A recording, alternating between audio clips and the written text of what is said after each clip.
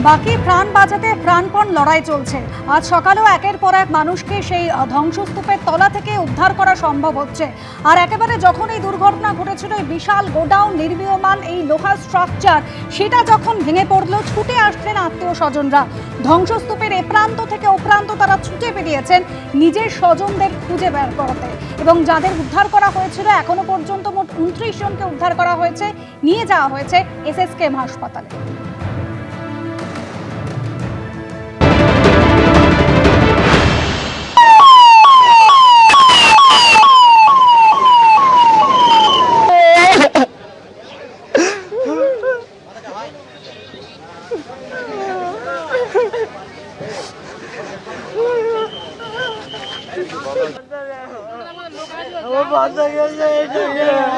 এই অ্যাম্বুলেন্সটা কোথায় যাচ্ছে? এটা আমার দাদা যাচ্ছে মনে হয়। এটা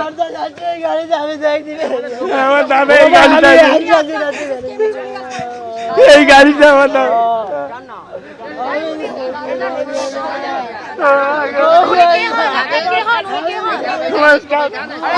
फोन করছিস? এখন তো पता नहीं चला, भी निकला है। हो जाएगा, सब हो जाएगा, सब हो जाएगा भाई। हम लोग पास में हैं, पास में हैं। हॉस्पिटल में पता किए? पता ये अभी नहीं मिला उसको।